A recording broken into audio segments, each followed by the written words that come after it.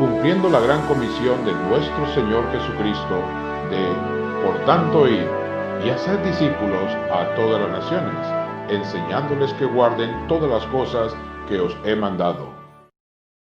Hola mis queridos hermanos, qué privilegio estar con ustedes. Es una alegría, una felicidad poder reunirnos como iglesia. A todos los hermanos que están ahorita conectados con nosotros, gracias hermanos, de verdad. No saben cuánto les agradecemos que ustedes puedan apartar este tiempo para estudiar con nosotros la linda palabra del Señor. Quiero dar gracias a Dios por la vida de cada uno de ustedes. Es una gran bendición, enorme bendición que tenemos, hermanos, de poder compartir este tiempo juntos. Una de las cosas más maravillosas para el pueblo de Dios es estudiar la palabra de Dios, oír la voz de Dios a través de la exposición de la Santa Biblia. Estamos estudiando la carta a los Colosenses y yo quiero invitarle que abra la palabra de Dios conmigo ahí en esta maravillosa carta. Es una carta pequeña de apenas 4 capítulos, pero que es poderosísima. Es una carta que nos enseña mucho acerca de la cristología, o sea, la doctrina del Señor Jesucristo. El apóstol Pablo escribió esta carta más o menos en el año 60, 61, 62, por mucho al año 63. Juntamente con Efesios, Filipenses, Colosenses y Filemón. Las 4 cartas las envió en ese mismo tiempo, en ese mismo periodo, probablemente con la misma persona. Era una iglesia, Colosas, esta ciudad que el apóstol Pablo no conocía. Él no fundó esa iglesia, probablemente lo hizo Epafras. Y hermanos, a la iglesia estaban penetrando los pensamientos heréticos, los gnósticos, con un gnosticismo que estaba naciendo en ese tiempo, un gnosticismo que estaba apareciendo en ese tiempo. Y también el judaísmo que empezó allí en Israel para meterse a la iglesia desde el libro de Hechos 15. Ya hubo una controversia fuerte porque los judíos que se habían convertido decían que los gentiles que ahora también formaban parte de la iglesia debían de hacerse judíos, debían de guardar la ley, debían de circuncidarse, guardar el sábado, las fiestas, y hubo un cónclave en la iglesia primitiva en Hechos 15 y dijeron no, esa es una adulteración del evangelio, y los apóstoles cuidaron la pureza del evangelio como nosotros debemos de cuidarla. Estos ideas heréticas falsas estaban penetrando la iglesia de Colosas. Y Pablo escribe esta carta para atacar esta iglesia, esta herejía, esta doctrina errónea, falsa. Y por eso Pablo escribe esta carta, hermanos. Yo quiero que abran la palabra de Dios conmigo en el capítulo 2 y vamos a tener un momento de oración antes de entrar al estudio de la palabra. Esto es lo que hemos estado viendo así a grosso modo. El tema de esta carta, mis hermanos, es Cristo ocupa el primer lugar en todo el universo. Ese es el tema de esta carta y está basado en lo que Pablo dice en Colosenses 1:18, para que en todo tenga la preeminencia. Entonces yo quiero que con la palabra de Dios abierta ahí en su mano, hermano, por favor usted ahí con su familia, en su casa, cierre sus ojos. Vamos a orar al Señor. Hay necesidad de orar por algunos hermanos, están un poco malitos de su salud. Gracias a nuestros hermanos que ya han estado orando por ellos. Pero hay 2 personas por las cuales yo quiero orar hoy. Una de ellos es doña Pastora, una hermana que trabaja con doña Sonia, que ha cuidado mucho de ella, de su familia, y está infectada y tiene problemas de salud, está interna ahí en el hospital escuela, y por Ronnie y su familia. Vamos a orar. Padre querido, en esta noche te doy gracias, Señor, porque tú eres bueno, perdonador, porque tú eres misericordioso, compasivo, clemente, lento para la ira, Señor, y grande en misericordia. Padre, has perdonado nuestros pecados y nos has regalado la vida eterna. Somos tus hijos y en esta noche te clamamos, Dios, para que escuche nuestras plegarias. Hermanos queridos nuestros que están malitos de salud, están enfermos, Señor. Padre, te los pongo en tus manos y te pido que tú les fortalezcas en su vida espiritual. Por favor, Dios, llénales de paz, de consuelo, de ánimo. Fortalece sus vidas. Quita de ellos el temor, la angustia, el miedo, la preocupación. Y que en lugar de eso, Señor, pueda haber mucha fe y que ellos puedan confiar en ti, que todos aprendamos a confiar en ti. En esta noche, Padre, quiero recordar a Ronnie, que está ahí interno. Te pido, Padre, para que tú lo asistas ahí. Padre, que él pueda sanar completamente. Cuida, Padre, de su presión. Cuida, Padre, de su azúcar. Te pido que pueda estar bien, recuperarse completamente y que tú traigas esa sanidad a su cuerpo, Señor. Pido por doña Pastora, que también está interna y en el hospital. Pido, Padre, para que tú actúes en su cuerpo y que tú traigas sanidad a ella. Padre, que fortalezca su vida espiritual y que ella pueda crecer en este tiempo de prueba. Ayúdala, Señor, con tu paz. Padre, la pongo en tus manos y te pido toda tu bendición para estos hermanos. También quiero recordar, Padre, a Marixa, que tiene varios meses de estar en esta lucha con su amado esposo. Ponemos, Señor, al hermano Humberto en tus manos. Padre, glorifícate en su cuerpo, o por vida o por muerte, porque para nosotros el vivir es Cristo y el morir es ganancia, Padre. Mira la situación de Humberto, te pido de que tú lo ayudes. Padre, para ti no hay imposibles y tú lo puedes sanar. Padre, fortalece la vida espiritual de toda su familia, de su esposa, sus hijos. Dale fortaleza, dale poder, ánimo para soportar esta prueba y no solamente emocionalmente, sino físicamente, Señor.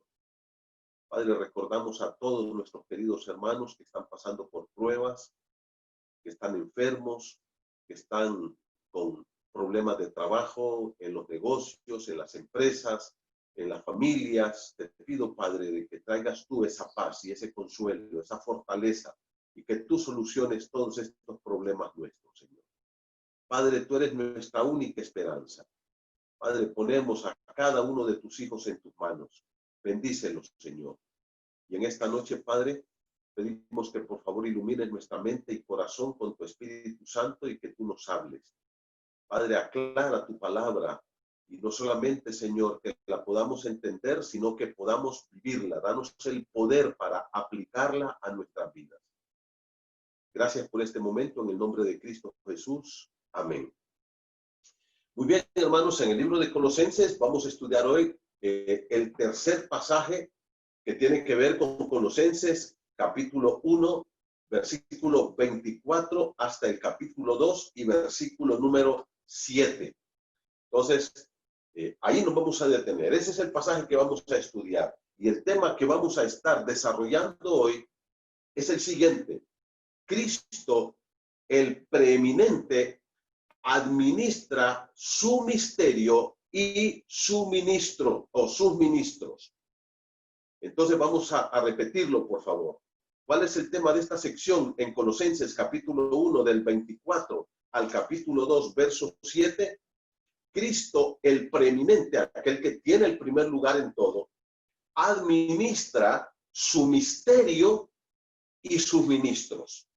Yo quiero que por favor vayamos por partes, mis hermanos. Esta noche vamos a ver por lo menos 4 cosas importantísimas que podemos encontrar en este pasaje. Yo quiero que miren conmigo, por favor, en el capítulo número 1, Colosenses capítulo 1, verso 24, dice: ahora me gozo en lo que padezco por vosotros y cumplo en mi carne lo que falta de las aflicciones de Cristo por su iglesia, por su cuerpo, que es la iglesia,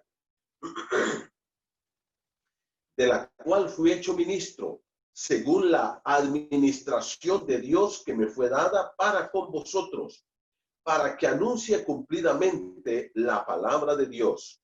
Y ahora miren el verso 6, dice: el misterio que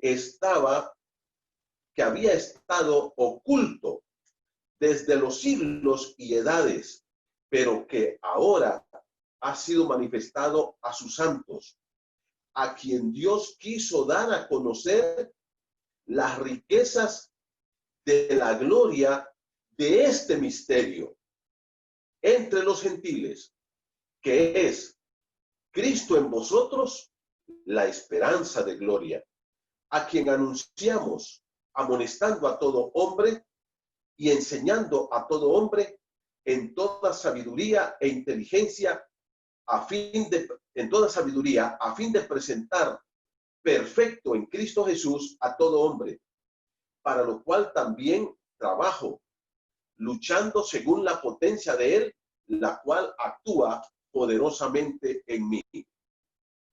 Porque quiero que sepáis cuán gran lucha sostengo por vosotros y por los que están en la Odisea y por todos los que nunca han visto mi rostro, para que sean consolados sus corazones, unidos en amor, hasta alcanzar todas las riquezas de pleno entendimiento, a fin de conocer el misterio de Dios el Padre y de Cristo, en quien están escondidos todos los tesoros de la sabiduría y del conocimiento.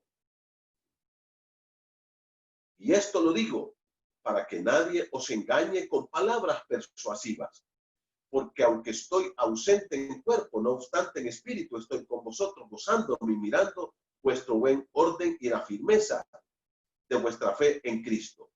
Por tanto, de la manera que habéis recibido al Señor Jesucristo, andad en él, arraigados y sobreedificados en él y confirmados en la fe, así como habéis sido enseñados, abundando en acción de gracias. Ahora, mis hermanos, si ustedes miran conmigo, yo les dije que el tema de este pasaje que leímos, de esta sección de Colosenses, es que Cristo, el preeminente o el que tiene el primer lugar en todo, administra su misterio y sus ministros. Y miren ustedes que aquí Pablo habla de otro misterio. Ya hablamos allá en el libro de Efesios de que Pablo revela un misterio también, capítulo 2 y 3 de Efesios. ¿Y cuál es el misterio allá en Efesios? Y por favor, hermanos, no confundamos las cosas. Cada pasaje tiene que ser visto a la luz del contexto donde está escrito. Por ejemplo, esto es Colosenses. Y aunque fueron escritas estas cartas al mismo tiempo, allá en Efesios es otro contexto. Allá en Efesios es otro misterio. ¿Cuál es el misterio allá en el libro de Efesios? Que los gentiles y los judíos iban a formar parte de un solo cuerpo, de la iglesia. Que no iban a haber dos pueblos. Que ahora en Cristo eso se iba a terminar y que ahora Dios levanta un nuevo pueblo, el cuerpo de Cristo, que es la iglesia, formada por judíos y gentiles. Ahora aquí encontramos otro misterio. Y yo quiero que usted mire conmigo, por favor, versículo número 27, Pablo dice, a quien Dios quiso dar a conocer. ¿Por qué estamos diciendo de que el Rey Jesús, por qué estamos diciendo aquí que Jesús, Cristo, quien es el preeminente, el que tiene lugar en todo, él administra su misterio y también sus ministros, porque esto es de él, porque él es soberano, porque él es preeminente, porque él está sentado en su trono de gloria y él es el que administra todo esto. Ya vimos en el pasaje anterior que Cristo es preeminente en su creación, él es la imagen del Dios invisible, él es el Dios hombre, que en él habita toda la plenitud de Dios. Y eso lo vamos a ver un poco más adelante en la siguiente sección, en la cuarta sección de la carta a los Colosenses. Pero aquí, él como soberano, entonces él administra su misterio primero. ¿Qué misterio? Mire lo que dice el versículo 27. A quien Dios quiso dar a conocer. O sea, él dice, a él le plació dar a conocer este misterio. Y mire cómo dice. En el verso 26 dice que ese misterio estuvo oculto desde los siglos y edades. Ya vimos lo que es un misterio y no vamos a estar repitiendo esto, pero dice que allá, en la eternidad pasada, antes de que viniera el Señor Jesucristo, antes de que aparecieran los apóstoles del Señor, Dios ese misterio lo tenía cerrado, no se lo había revelado a nadie. Y ahora entonces, hermanos, ¿cuál es el misterio? Aquí lo dice, mire conmigo el verso 27. A quien Dios quiso dar a conocer las riquezas de la gloria de este misterio entre los gentiles. ¿Cuál es el misterio? Cristo en vosotros, la esperanza de gloria. Qué hermoso esto. Me emociona, hermanos. Me pone henchido de felicidad.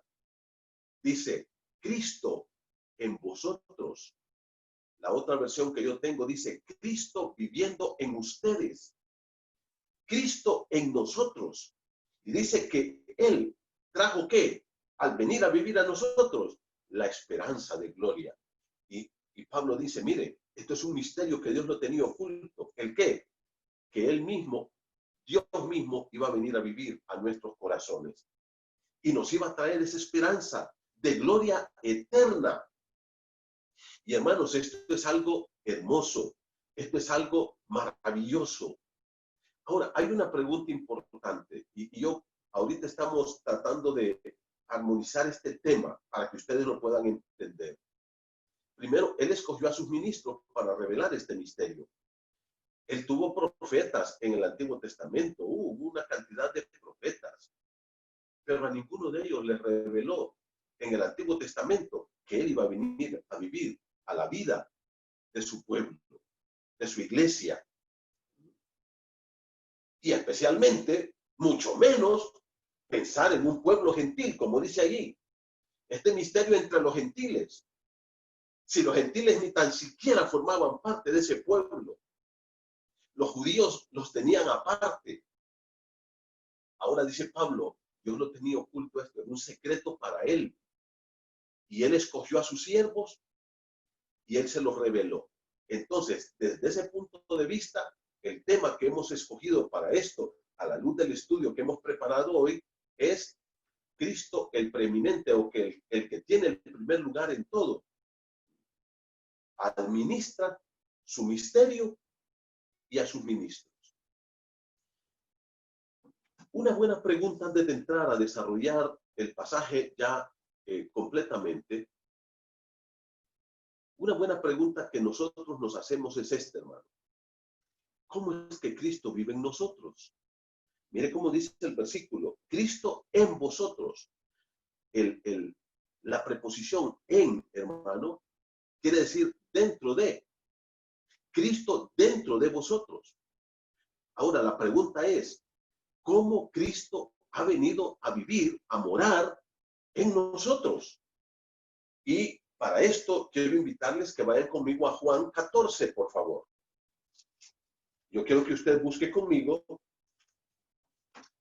por favor, hermano, el Evangelio de Juan, capítulo 14, y vamos a ver ahí versículos 16, 17 y 18. Juan 14. Vaya conmigo a la santa palabra de Dios, a esta maravillosa escritura. Y mire cómo dice, voy a leer 3 versículos. Juan 14, 16. Dijo el Señor Jesucristo, a propósito, el Señor Jesucristo dijo esto la última cena cuando estaba con sus discípulos en el aposento alto, pocas horas antes de morir en la cruz del Calvario y de ser sepultado. Pocas horas antes.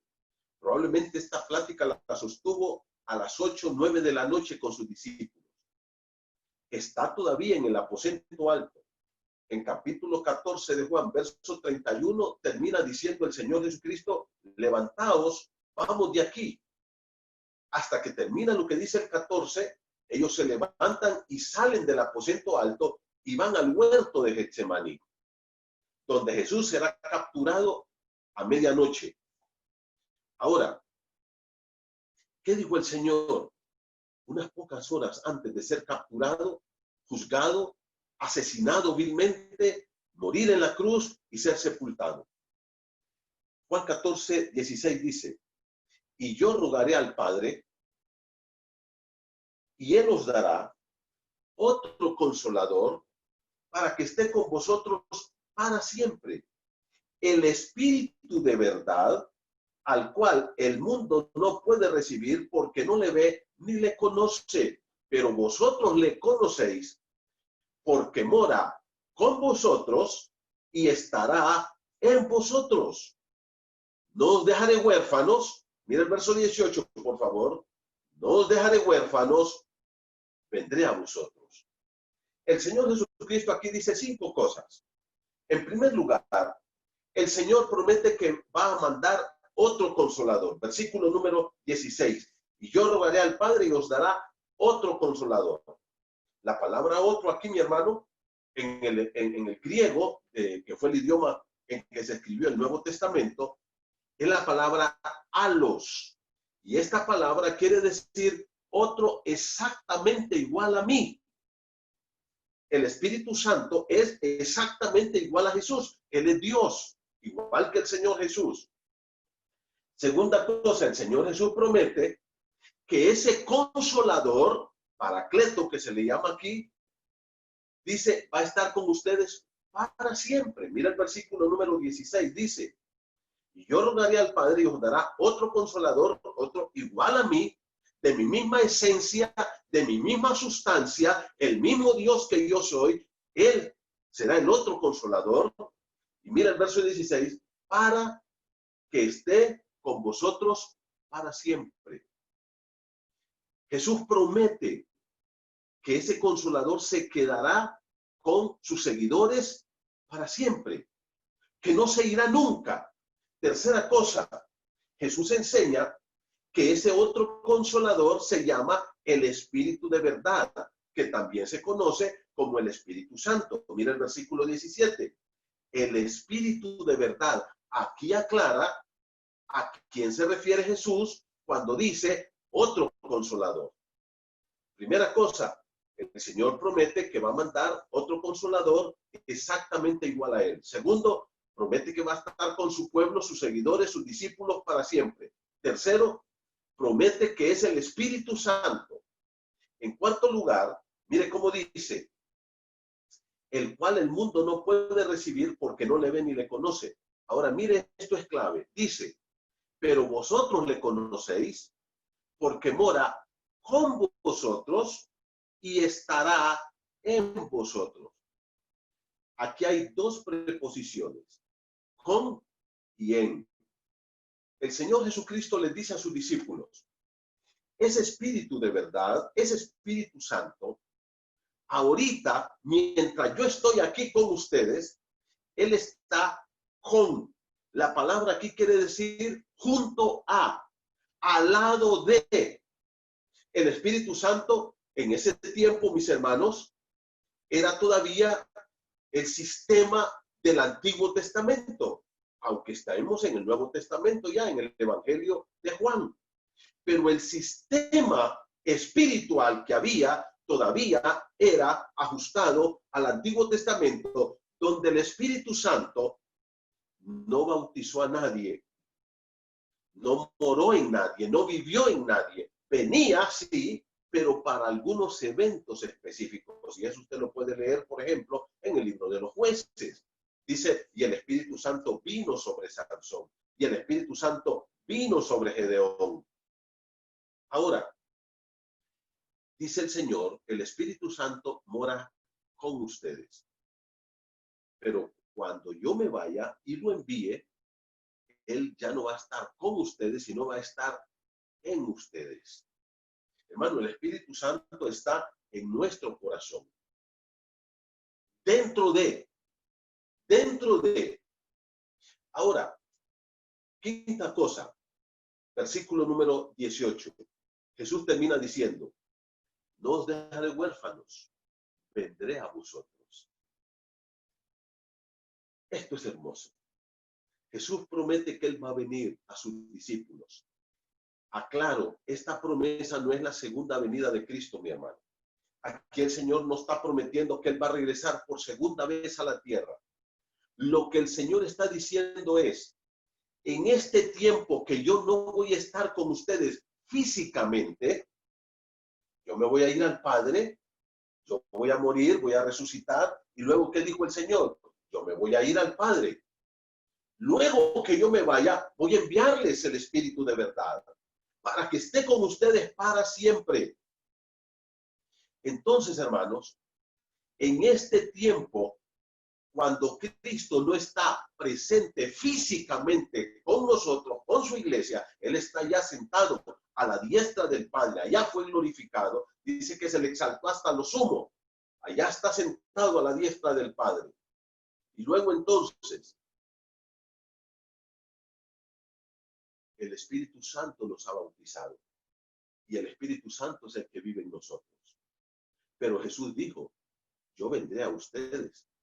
Y Pablo dice en Colosenses capítulo 1, Cristo en vosotros, la esperanza de gloria. ¿Entienden eso? A través del Espíritu Santo es Cristo el que vive en tu corazón y en mi corazón. Ahora entonces, hermanos, otra pregunta interesante sería, ¿cuál es uno de los ministerios más importantes del Espíritu Santo hoy en su iglesia? En la iglesia de Cristo. Es traer la presencia de Cristo a la vida del cristiano.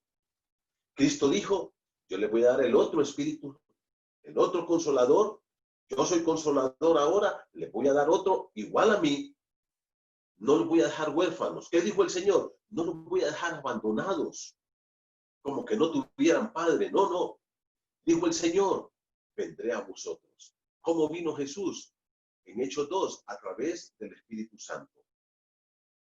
Un ministerio, porque hay muchos otros más, hablando de arras, hablando de bautismo, hablando de sello, hablando de llenura y de muchas otras cosas que hace el Espíritu Santo en nosotros. Pero una de las cosas que no debemos perder de vista, mi hermano, es que el Espíritu Santo trae a mi corazón, a mi vida, la presencia del Señor Jesucristo. Él no me ha dejado huérfano. Él no está físicamente conmigo, pero está en mi corazón a través del Espíritu Santo. Por eso, regresemos a Colosenses. Pablo dice, esto era un misterio. ¿Cuál era el misterio? Y ahí está en el verso número 27. Cristo en vosotros, la esperanza de gloria. Dice que Cristo vino a vivir a mi corazón, a tu corazón, desde que recibimos a Cristo, a través de la persona del otro consolador, que es igual a Él, el Espíritu Santo que vino a vivir en nuestro corazón. Entonces, mis queridos hermanos, esto es algo clave. Y vamos a desarrollar, y espero hacerlo rápidamente, ahí me disculpan, por favor, en 4 puntos importantes. En primer lugar, el siervo de Dios expresa el gozo que tiene en sufrir por la iglesia de Cristo. Esta iglesia que es de Cristo y que Él es un ministro. Miren lo que dice el versículo número 24 y 25. Ahora, hoy dice Pablo, en este tiempo, Él estaba preso en Roma, acuérdense. Me gozo en lo que padezco por vosotros y cumplo en mi carne lo que falta de las aflicciones de Cristo por su cuerpo, que es la iglesia. El apóstol Pablo aquí, como les dije, hermanos, el siervo de Cristo, expresa el gozo que tiene en sufrir por la iglesia que es de Cristo Jesús. Aquí el apóstol Pablo dice, me gozo. Esto, y este gozo aquí, hermanos, más que una alegría, porque cuando a Pablo le estaban latigando, por ejemplo, ahí en el libro de 2 Corintios 11 y 12, Pablo dice que ha recibido 4 veces 40 azotes menos 1, o sea, 39 azotes, que dejaban su espalda completamente lacerada. Sus costillas quedaban expuestas, porque eran azotes que estaban construidos con cuero y con pedazos de hierro o de plomo en la punta. Rasgaban cada uno de ellos. Yo me imagino a Pablo que cuando estaba ahí amarrado al patíbulo, al lugar del tormento, Pablo no iba tan alegre, ay, qué felicidad siento. No está hablando de eso, hermano. La palabra aquí más quiere decir, siento una enorme satisfacción. No es alegría de sufrir. Pablo no era masoquista. Pablo dice, tengo una satisfacción de saber que este sufrimiento lo estoy sufriendo por la iglesia, el cuerpo de Cristo que es la iglesia. Ahora, aquí hay algo que nos llama también mucho la atención. ¿Cuál es, hermano? Que este gozo es un gozo complementario. Mire cómo dice el versículo número 24. Y cumplo en mi carne lo que falta de las aflicciones de Cristo por su iglesia. Y quiero subrayar algo aquí. Y lo subrayé aquí en mis notas. No quiere decir que el apóstol Pablo estaba expresando que la obra de Cristo fuera incompleta, que Cristo no había terminado su obra. No es eso lo que está diciendo Pablo. Que a Cristo aún le faltaba algo. Aclaremos, hermanos, que la obra de Cristo fue total y absoluta allá en la cruz. Con su muerte y con su resurrección, Él terminó completamente su obra de redención para el ser humano, su obra de salvación. No falta nada más. Todo está preparado para que cualquier persona pueda obtener el perdón, el regalo de la vida eterna y que pueda tener la seguridad, como dice, la esperanza de la gloria a través de Cristo. Su obra fue completa. No le falta absolutamente nada. ¿Qué quiere decir entonces Pablo con estas palabras? Cuando Cristo se fue al cielo y comenzó lo que es la iglesia, había que predicar el evangelio, tanto en Jerusalén, en Judea, en Samaria y hasta lo último de la tierra, llegar hasta los gentiles. Por tanto, Cristo, hermanos, Él ya no estaba presente en cuerpo para hacer ese trabajo. Y Pablo dice, ahora yo estoy haciendo ese trabajo y al realizar ese trabajo, estoy sufriendo. Porque hay un mundo hostil, un mundo que no quiere saber de Cristo. Entonces, este mundo me ataca, dice Pablo. Cristo ya no puede seguir con su tarea física aquí presente en la tierra para hacer el ministerio. Entonces Él nos usa a nosotros. Y en algunos casos hay hostilidad, hay rechazo, hay sufrimiento. Y en ese aspecto es cuando Pablo dice, mire, ya Cristo no puede hacer eso, Él está ya a la diestra del Padre. Ahora lo estamos haciendo nosotros. Y si tenemos que sufrir, sintamos esa satisfacción de que estamos nosotros aquí, como dice Pablo en 2 Corintios 5, en lugar de Cristo, haciendo el trabajo para Él y para su gloria. Y Pablo dice lo que falta entonces. ¿Qué es lo que falta? Que sigamos predicando el evangelio, que sigamos llamando al hombre a la redención, a la salvación, y que aunque suframos por eso, que lo sigamos haciendo. Pablo nunca, jamás pensó que su trabajo era un complemento de la obra de Cristo. Nunca jamás. Él dijo que la obra de Cristo estaba terminada. Por eso dijo, justificados pues por la fe tenemos paz para con Dios.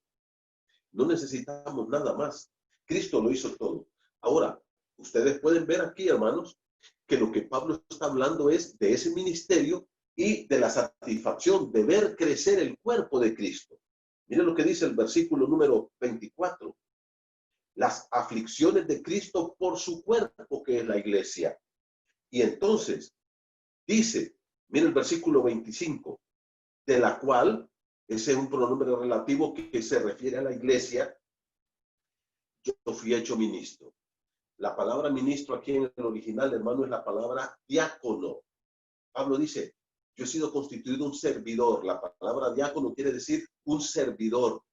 Y es interesante, hermano, que este verbo, y preste atención a esto, por favor, cuando dice, fui constituido, fui hecho, el verbo está en voz pasiva. Fíjate que esto es interesante. ¿Qué quiere decir un verbo en voz pasiva? Lo que quiere decir, Pablo lo que está diciendo es, yo no me constituí yo mismo como un ministro. No. Fue Él el que lo hizo.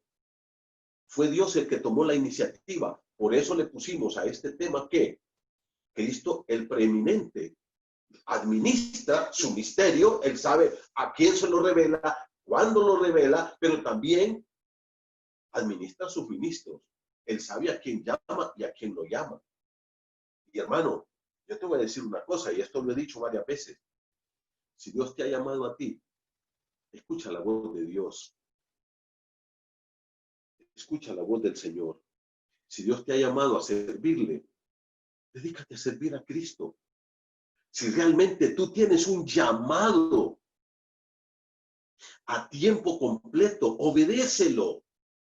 A mí me da una tremenda satisfacción cuando chicos como Abner y Eunice, que tenían su profesión,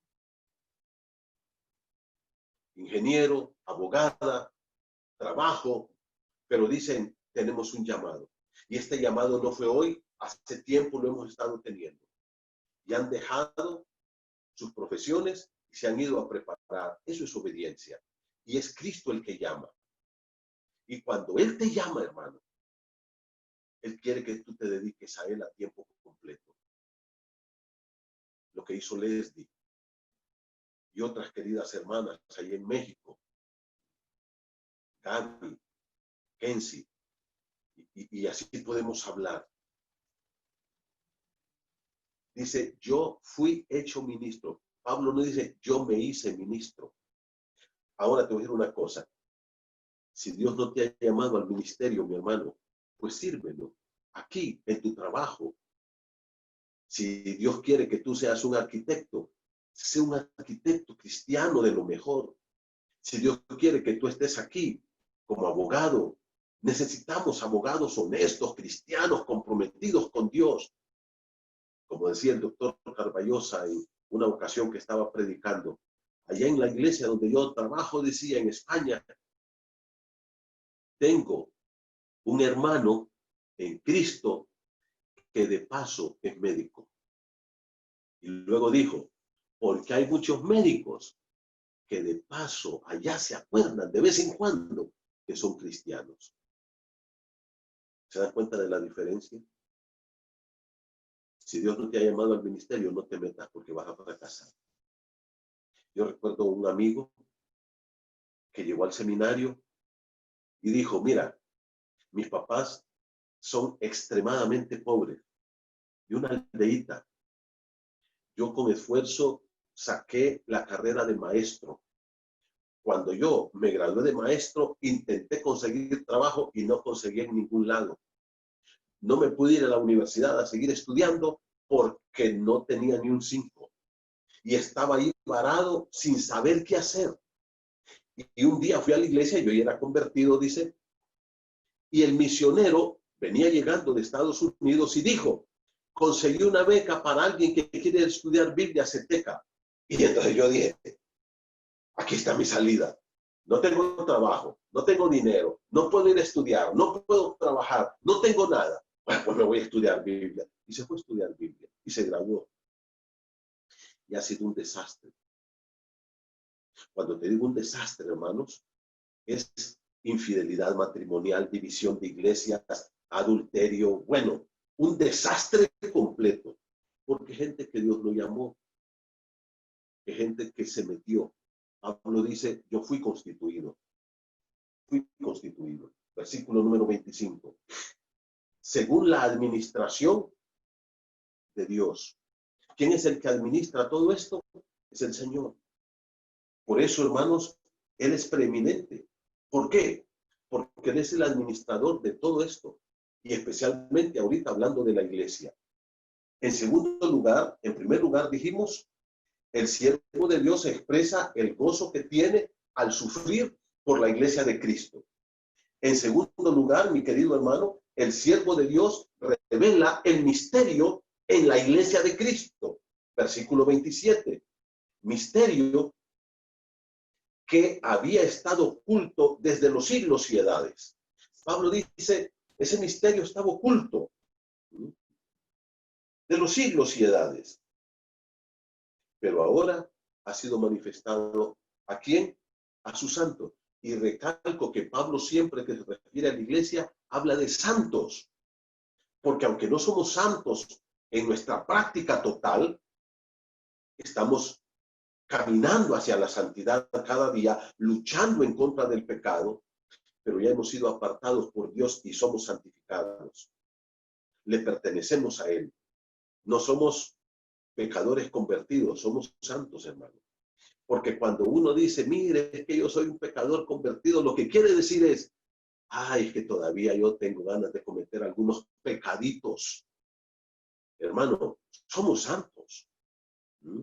¿Y qué dice el versículo? A quienes Dios quiso dar a conocer. ¿Quién es el que hace esto? Es Dios. Y Dios lo dio a conocer a su pueblo. Ya vimos cuál es el misterio. Y dice, las riquezas de la gloria de este misterio. Habla de unas riquezas enormes. Misterio, en primer lugar, había estado oculto. En segundo lugar, este misterio fue revelado por el Señor en su administración de su iglesia. Porque Él es el preeminente, Él es el soberano. Él sabe cuándo, a quién, dónde. Él es soberano. Él tiene el primer lugar. Él es preeminente. Y Él sabe cómo está haciendo las cosas. Y luego, ¿qué dice mi hermano? Que ese es algo rico. La palabra aquí, hermano, habla de algo que tiene un gran valor. De un valor extraordinario. ¿Y cuál es este misterio? Cristo en vosotros, la esperanza de gloria. Hermanos, qué emocionante saber que Cristo está en mi corazón. Qué emocionante saber que Cristo mora en tu corazón. Y ahora nosotros podemos llevar una vida parecida a la de Cristo, con su poder que está en nosotros. En tercer lugar, el siervo de Dios predica permanentemente a Jesús a todos los hombres.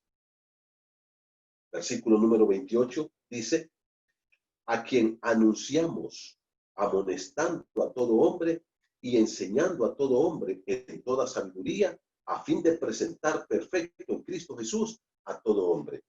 Mire que el siervo de Dios aquí, hermano, tiene una tarea fundamental. Y cuando hablo del siervo de Dios, hablo de Pablo, que lo estaba haciendo en su momento, pero ahora hablo de todos nosotros. Tenemos una tarea fundamental. Hermano, la tarea del verdadero siervo de Dios es lo que dice aquí. Mira, dice Pablo, el siervo de Dios tiene como tarea fundamental predicar permanentemente a Cristo. Mira el versículo número 28, dice, a quien anunciamos amonestando a todo hombre y enseñando a todo hombre. Si hay algo que tenemos que hacer, es usar la palabra de Dios para enseñar, para amonestar, para llamar, para evangelizar, para exhortar, animar, consolar. Todo lo que hagamos en la iglesia tiene que estar basado aquí, toda nuestra enseñanza. ¿Y cómo hacía Pablo en cuanto a esta predicación? Bueno, Pablo dice aquí, hermano, aclara la forma de cómo lo hacía. Primero, ¿cómo dice? Amonestando. Mira el versículo 28. A quienes anunciamos, primero anunciamos. ¿A quién anunciamos? Dice Pablo. Anunciamos a Cristo que vive en ustedes. A Él es que anunciamos. Decía un gran predicador, don Cecilio Arrastía, el predicador, el pastor, el maestro, cualquiera que se pare en un púlpito y no predica al Cristo crucificado, crucifica a Cristo cada vez que predica. El tema de la predicación es Cristo. El tema de toda la escritura es Cristo. En Lucas 24, Jesús va con los dos discípulos camino a Emaús y dice, y comenzando desde Moisés, Génesis, hasta todos los profetas, Malaquías, todo el Antiguo Testamento, les aclaraba lo que de él decían. Todo el Antiguo Testamento tiene un solo personaje como centro, Cristo. Todo apunta a Cristo. Cristo es el centro del universo, mi hermano. Cristo es la persona más importante en el universo. Él es preeminente. Y Pablo dice, a ese Cristo quien vive en nosotros y es nuestra esperanza de gloria. Primero, ¿qué dice el versículo número 27? 28. A él anunciamos. La palabra quiere decir gritar a voz en cuello. La segunda cosa, ¿qué dice? Amonestamos. La palabra amonestar aquí, hermano, significa exhortar. Significa llamar seriamente. Una amonestación basada en la palabra de Dios. Primero, ¿qué dice? Lo anunciamos. Segundo, amonestamos. Y tercero, versículo número 28, enseñamos. Pablo dice, nosotros de esa forma hacemos nuestro ministerio de estar siempre, permanentemente predicando a Cristo. ¿Cómo lo hacemos? Lo anunciamos, amonestamos y enseñamos. La palabra aquí quiere decir el didasco, hacer el trabajo de enseñanza. Y la palabra de Dios aquí dice una cosa más. Miren lo que dice el versículo número 28. Dice, a todo hombre. Pablo dice, al que se pone enfrente, se le predica a Cristo. No importa quién sea. Esa persona necesita a Cristo. Hay gente que disfraza su miseria con dinero, con carros, con casas enormes, con ropa fina, con perfumes carísimos, con joyas, con cuentas de banco, con puestos en empresas, con poder, tratando de tener un puesto en las esferas del gobierno, porque eso le ayuda a ocultar la miseria de su corazón. Cada hombre necesita a Cristo y tiene que escuchar el evangelio. Y cuando tú, mi hermano, por favor, vayas con una persona, predícale a Cristo. No hables de cosas, habla de Cristo. Y mire cómo dice aquí, versículo 28, en toda sabiduría, a fin de presentar perfecto en Cristo Jesús a todo hombre. Dice Pablo, yo pido que Dios me dé sabiduría para hablarle de Cristo a cada uno, de tal forma que todos vengan a Cristo y se los pueda presentar perfectos a Cristo, maduros. Y mira el versículo 29, por lo cual también trabajo, luchando. Aquí tenemos la cuarta cosa. Uno, ¿qué dice Pablo, hermanos? ¿Cómo es que él siempre predicaba a Cristo? ¿Cómo es que él siempre estaba en este trabajo? Lo anunciaba. Segundo, amonestaba. Tercero, enseñaba. Y cuarto, ¿qué dice el verso 29? Trabajo con una lucha infatigable. Pablo usa aquí la palabra agonizomai para decir en el versículo número 29, luchando. Es como estar en una agonía, casi al punto de muerte. Y el apóstol Pablo dice, yo trabajo luchando. Día y noche. Día y noche. En cuarto lugar, hermano. En cuarto lugar, el siervo de Dios sostiene una lucha intensa por la iglesia del Señor. Y eso nos lleva ya al capítulo 2. Mire conmigo, por favor. En cuarto lugar, he dicho tres cosas ya. ¿Qué dijimos, hermanos? En primer lugar, el siervo de Dios expresa el gozo que tiene al sufrir por la iglesia de Cristo. Versículos 24 y 25. En segundo lugar, ¿qué dijimos? El siervo de Dios revela el misterio oculto por todos los siglos. ¿Cuál es el misterio? Cristo en vosotros, la esperanza de gloria. En tercer lugar, el siervo de Dios predica permanentemente a Jesús, a todo hombre. ¿Cómo lo hacía? Ya dijimos las cuatro formas. Y por último, en cuarto lugar, ¿qué nos enseña este pasaje, mis hermanos? Que el siervo de Dios sostiene una lucha intensa por la iglesia del Señor. Versículo número 1, capítulo 2, verso 1 dice, porque quiero que sepáis cuán gran lucha sostengo por vosotros y por todos los que están en la Odisea y por todos los que nunca han visto mi rostro, para que sean consolados sus corazones unidos en amor hasta alcanzar todas las riquezas de pleno entendimiento a fin de conocer el misterio de Dios, el Padre y de Cristo. Me voy a detener ahí. Ahora el apóstol Pablo va a expresar que él no solamente trabaja, mis hermanos, sino, dice, además sostiene una gran lucha. Y esta es una lucha espiritual. Esta no es una lucha cuerpo a cuerpo. Versículo número 1 dice, quiero que sepáis cuán gran lucha sostengo. La palabra aquí quiere decir, estoy agonizando. Es una agonía espiritual, una preocupación por la iglesia del Señor. Y esto habla de un siervo de Dios. Hay gente que no le importa la iglesia, hay pastores que no le importa la iglesia. No le importan las ovejas, no le importan los hermanos. El verdadero siervo de Dios que ha sido llamado por Dios tiene una carga espiritual día y noche por cada oveja que Dios ha puesto en sus manos. Dijo el Señor, el asalariado no le importan las ovejas, pero el buen pastor su vida da por las ovejas. Si Dios te ha llamado y vas a ser un siervo de Dios, tienes que amar a ese rebaño del Señor. No es un rebaño perfecto. No es un rebaño que a veces es muy bueno. A veces más parecen cabritos que ovejas, pero son el rebaño del Señor. Y Pablo dice, quiero que ustedes sepan qué gran lucha sostengo por ustedes. Estoy en mis tiempos aquí con mi esposa, estoy estudiando la carta a los Corintios, donde Pablo sufre por esa iglesia. Hermano, cuando yo leo la carta a los Corintios y todos los problemas morales y espirituales que habían en esta iglesia, y aún Pablo dice, las demás cosas las voy a poner en orden cuando vaya. Mira, no es exhaustivo los problemas que dice ahí. Había muchos más. Y cuando yo leo eso digo, ¿qué hubiera hecho yo?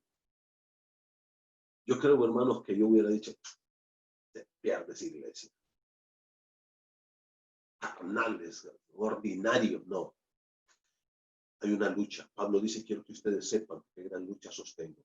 Y allá en Corintios, 2 Corintios 11 y 12, Pablo dice, y sobre otras cosas, lo que sobre mí se agolpa, la preocupación por todas las iglesias. Hermanos, Pablo dice, quiero que ustedes sepan, que habían 3 grupos aquí. Mire conmigo el verso 1. Dice, primero, tengo una gran lucha por ustedes. ¿Quiénes son? Los de Colosas. Segundo, dice, y por todos los que están en la Odisea, el otro pueblo que estaba hacia el sur. Y tercero, dice, y por todos los que nunca han visto mi rostro. Pablo dice, yo quiero que ustedes sepan que yo tengo una lucha por ustedes, pero también por los de la Odisea. ¿Y saben qué? Y además de eso, por todos los que nunca han visto mi rostro. Qué tremendo esto, hermanos. Qué tremendo. ¿Okay? Ahora, ¿cuál es el propósito de esta lucha de Pablo? La palabra aquí quiere decir ¿para qué? Versículo número 2. Mire conmigo, 2:2. ¿Para qué? Aquí Pablo expresa el propósito por el cual él estaba luchando. Y como yo les dije, era una lucha espiritual contra Satanás, contra los demonios, contra todo lo que ataca a la iglesia. Y hermano, hay una lucha espiritual que debemos nosotros luchar todos los días. Todos los días. ¿Y qué era esta lucha? ¿Qué era lo que Pablo quería alcanzar? Aquí tenemos algunas cosas. 1, dice que sus corazones sean consolados. Mira el versículo 2, dice, ¿para qué sean consolados sus corazones? La palabra consolar aquí es la palabra parakaleo en el griego. La palabra parakaleo quiere decir en este contexto que sean fortalecidos, que yo les ayude en esta lucha a ganarla con el poder del Señor. Acuérdense, Cristo en vosotros, la esperanza de gloria. Y Pablo dice que ustedes puedan ganar esta lucha, esa batalla espiritual. Segundo, dice, unidos en amor. La segunda objetivo de Pablo en esta lucha espiritual era que esta iglesia permaneciera fraternalmente unida en el amor de Cristo, en ese ágape, en ese amor incondicional. Tercero, el cumplimiento de estos propósitos. Dice, mire lo que dice, hasta, versículo 2, este es un adverbio de tiempo. Y Pablo dice, ¿sabe hasta cuándo vamos a terminar esta lucha? Y me gusta lo que Pablo dice aquí. Hasta, versículo número 2, estoy leyendo, hasta alcanzar todas las riquezas de pleno entendimiento. Dice el apóstol Pablo, ¿sabe hasta cuándo va a llegar esta lucha? Tanto de cada uno de ustedes, hermanos, como mía, por la iglesia y por tu vida, hasta que todos lleguemos, ¿qué dice? Hasta alcanzar todas las riquezas del pleno entendimiento. En otras palabras, hasta que nuestro entendimiento del Señor sea pleno, claro, completo. Y la pregunta es, ¿cuándo va a ser eso, hermano? Es hasta que estemos allá. Aquí vamos ganando batallas, pero la batalla final la ganamos allá, cuando ya seamos libres de la presencia del pecado, del mundo, del diablo, ya estemos cara a cara con nuestro Cristo. En otras palabras, esta batalla es todos los días. No nos cansemos de hacer el bien, no nos cansemos, hermano, hasta que todos lleguemos, dice, a alcanzar las riquezas del pleno entendimiento. Esto es algo que nos va a llevar, hermanos, toda nuestra vida. Esto es algo que no se va a terminar. Y en el verso 3 dice, perdón, quiero terminar el verso 2, dice, y de conocer el misterio de Dios el Padre y de Cristo. Hermano, yo quiero hacerte una aclaración acá. La palabra y de Cristo no es que hay dos misterios, que el Padre tiene un misterio y que el Hijo tiene otro misterio, que Cristo tiene otro misterio. No. El misterio de Dios el Padre es Cristo. Ese es el misterio. Ese es el misterio, hermano. El misterio de Dios, lo que Pablo quiere decir en este versículo es el misterio, voy a leértelo así, hasta alcanzar todas las riquezas del pleno entendimiento a fin de conocer el misterio de Dios el Padre, Cristo. O sea, Cristo es el misterio de Dios el Padre que tenemos que conocer. Cada día crecer en el conocimiento de Jesucristo. Acuérdate, mi hermano, que los gnósticos estaban metiendo a esa iglesia y ellos les estaban llevando gnosis, conocimiento de pensamientos orientales con una mezcla de judíos y otra mezcla de tantas cosas, cristianismo y paganismo, algunos ejercicios, entre comillas, espirituales que ellos querían que la iglesia practicara en vez de orar, sino que se metieran a la meditación trascendental, al yoga, al desdoblamiento y aprender toda esta serie de prácticas orientales que no tenían nada que ver con la vida espiritual. Y dice Pablo, la iglesia lo que más tiene que preocuparse por conocer es a Cristo. Él es el misterio de Dios Padre.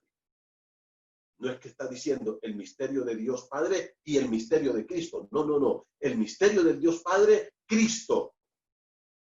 Cristo, hermanos. Ahí es un genitivo, se llama esto un genitivo en aposición. Cristo está en aposición. Por tanto, Él es el misterio del Dios Padre. ¿Y por qué debemos de preocuparnos por conocer a Cristo? Ahora sí, miren lo que dice el versículo número 3. ¿En quién? Pronombre relativo que se refiere al misterio de Dios Padre, quien es Cristo. En Cristo están escondidos todos los tesoros de la sabiduría y del conocimiento.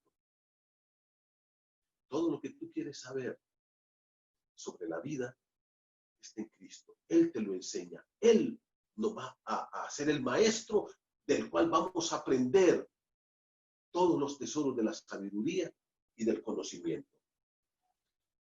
No es en la yoga, no es en la meditación trascendental, no son en los ejercicios gnósticos. Dice, ustedes quieren ser sabios y tener conocimiento, olvídense de lo que estos tipos les están diciendo. Vengan a Cristo, conozcan a Cristo, amen a Cristo y van a conocer el misterio de Dios el Padre. Y dice, versículo número 4, por eso Pablo lo aclara, mire, y esto digo, eso de conocer al misterio de Dios es Cristo, y que en Cristo están escondidos todos los tesoros de la sabiduría y del conocimiento. Todo lo que tú tienes que saber de Dios, de la vida, de la eternidad, del trabajo, de la sexualidad, de cómo criar hijos, de cómo ser esposo, de cómo ir al cielo. Dice, ahí está en Cristo. cualquier tema de la vida, en Él está escondido ese tesoro. Ahí vamos a aprender correctamente. Y dice, versículo 4, y esto lo digo para que nadie os engañe con palabras persuasivas. Ahí estaban los gnósticos, ahí estaban los judaizantes, y ahí estaban todas estas sectas falsas queriendo engañar a los hermanos con impresionarlos con sus filosofías y con sus prácticas. Mire ese tipo, mire cómo lo hace. No nos dejemos impresionar por esto. Versículo número 5 dice, porque aunque estoy ausente del cuerpo, no obstante, en el espíritu estoy con vosotros gozándome y mirando vuestro buen orden y la firmeza de vuestra fe en Cristo. Pablo dice, ustedes quiero que sigan firmes así como lo han hecho. Y ahora llegamos a la conclusión de todo esto. Conclusión. ¿Cuál es la conclusión de todo esto? ¿Cómo termina? Versículos 6 y 7 terminamos con estos dos. Dice, por tanto, una frase de conclusión adverbial, y dice, de la manera que habéis recibido al Señor Jesús, andad en Él. ¿Se dan cuenta? ¿A dónde lo lleva? En la conclusión, al Señor Jesús. Dice, por tanto, de la manera que habéis recibido al Señor Jesucristo, andad en Él, arraigados y sobreedificados en Él, confirmados en la fe, así como habéis sido enseñados, abundando en acción de gracias. En conclusión, dice Pablo, así como ustedes recibieron a Cristo. ¿Cómo recibieron a Cristo? Por oír la palabra, el Evangelio que es Cristo. Ustedes escucharon el Evangelio. Pusieron su fe en Cristo. Ahora, ¿cómo tienen que andar? Dice, andad en Él. ¿Qué quiere decir? Vivan así. ¿Cómo? Oyendo la palabra y creyendo en lo que Dios dice. Así como empezaron. ¿Qué fue lo primero que me presentaron a mí? La palabra, el Evangelio. Y ese día yo confié en Cristo. Y Pablo dice, así como lo hicieron al inicio, permanezcan. Compórtense todos los días a la luz de la palabra. ¿Por qué? Porque ahí está la revelación de Cristo. Creyendo esta palabra. ¿Por qué? Porque esta es la palabra de Dios que no falla. El cielo y la tierra pasarán, pero esta palabra va a permanecer. Anden en Él. Así como empezaron, con palabra y con fe. Hermanos, creamos lo que Dios dice. ¿Y luego qué dice? Versículo número 7, arraigados. La palabra aquí es echar raíces profundas en Cristo, en su palabra, en el conocimiento del Señor. Hermano, yo te hago una pregunta. ¿Qué tan profunda es tu vida espiritual? ¿Tienes raíces profundas en Cristo? Esto habla de una plantación, y hay diferentes tipos de plantas. Por ejemplo, un roble, una ceiba, una caoba, un pino, no se hacen en 15 días, ni en 3 semanas. Son años. Tenemos que estar años estudiando la palabra. Pero los rábanos en 3 semanas ya están listos. Y me temo yo que muchos hermanos son como rabanicos. No tienen profundidad, no tienen raíz. Cuando hay un árbol bien plantado y bien arraigado, un pino, un roble, una caoba, vienen los vientos y se mueve, pero ahí está firme. Porque está bien arraigado. Y luego, ¿qué dice? Y sobre edificados. Eso es crecer. Crecer habla de una edificación, de un edificio que se está construyendo. Mi vida se está construyendo cada día en Cristo. Y luego, ¿qué dice? Y confirmados en la fe. La fe es la palabra. Por favor, subraya ahí. Fe, Biblia. Confirmándonos en la Biblia, en la palabra de Dios, fundamentándonos aquí, arraigándonos aquí y sobreedificándonos en este libro. ¿Y cómo termina diciendo? Así como habéis sido enseñados. Pablo dice, ya lo aprendieron, sigan aprendiendo, sigan arraigándose, abundando en acciones de gracias. Tremenda enseñanza, hermanos, maravillosa enseñanza. Qué lindo, ¿no es cierto? Cristo vive en nosotros, es la esperanza de gloria. La esperanza nuestra no está aquí en estas cosas. No está en que el gobierno habla y que los bancos y que la política. No. Cristo es nuestra esperanza de gloria. y Él vive en nuestro corazón. Él es el misterio de Dios y tenemos que conocerlo cada día más. ¿Dónde? A través de la palabra. Y en la medida que lo vamos conociendo, lo vamos predicando a todo hombre, amonestándoles, enseñándoles, buscándoles, compartiéndoles el evangelio. Hermano querido, arraiguémonos en Cristo. Él es todo para nosotros. En Él están escondidos todos los tesoros de la sabiduría y del conocimiento. Todo lo que quieres saber de la vida. Tú puedes aprender ciencia en la universidad, en el colegio, matemática, pero si quieres saber de la vida, conocer la vida presente en todas sus áreas y la vida eterna, Cristo solo Él te lo puede enseñar. Fortalezcamos nuestra vida en Cristo, arraigámonos en Él, seamos firmes en Él. Que Dios nos bendiga. Vamos a orar. Padre querido, gracias por esta noche. Síguenos enseñando de este maravilloso libro a caminar contigo, Padre. Gracias porque Cristo es preeminente. Porque Cristo, Señor, es el dueño de esta iglesia. Porque Él es quien vive en nosotros a través del Espíritu Santo. Cristo en nosotros, la esperanza de gloria. Ayúdanos a fortalecernos y a afirmarnos en esa esperanza eterna. Pero ayúdanos también, Señor, a entender que Él es el misterio de Dios Padre y que en Él están escondidos todos los tesoros de la sabiduría y del conocimiento que necesitamos para la vida diaria. Ayúdanos a arraigarnos en Cristo, a conocerlo más y más a través de su poderosa y maravillosa palabra y que crezcamos para la gloria tuya. Bendice tu pueblo. En el nombre de Jesús. Amén. Dios los bendiga, mis hermanos, y que la paz de Cristo esté en sus corazones.